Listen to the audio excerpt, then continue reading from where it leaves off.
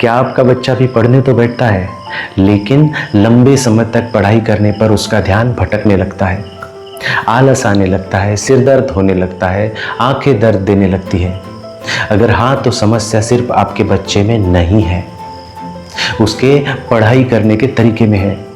कई माता पिता कहते हैं हमारा बच्चा 4 घंटे पढ़ता है, लेकिन जब पूछा जाए कि क्या पूरे 4 घंटे तक उसका ध्यान सिर्फ पढ़ाई में था, तो अक्सर जवाब आता है नहीं। याद रखिए, घंटों तक कुर्सी पर बैठना पढ़ाई करना नहीं है, बल्कि ध्यान के साथ, एकाग्रता के साथ पढ़ना ही असली पढ़ाई है।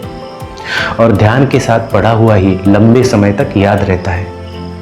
इसी समस्या के समाधान के लिए बच्चे एसबी पैट में एक तकनीक सीखते हैं, उसका नाम है फोकस 50 ब्रेक 10। आइए समझ लेते हैं इसे करना कैसे है। आमतौर पर साधारण विद्यार्थी 1 घंटे तक यानी कि 60 मिनट तक एकाग्रता के साथ पढ़ सकते हैं और उसके बाद समस्या शुरू होती है।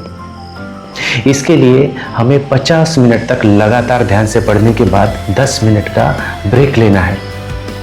अब ये बहुत इंपॉर्टेंट है कि उस 10 मिनट के ब्रेक में हम क्या करते हैं।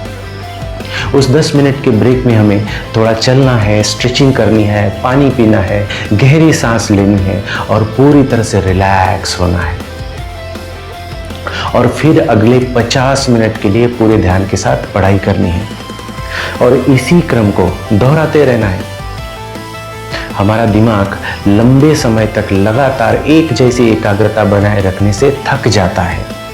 इसीलिए 50 मिनट के सेगमेंट में 10 मिनट के ब्रेक के साथ पढ़ाई करने से पढ़ाई में उत्साह बना रहता है, थकान दूर होती है और पढ़ा हुआ बहुत अच्छे से याद रहता है।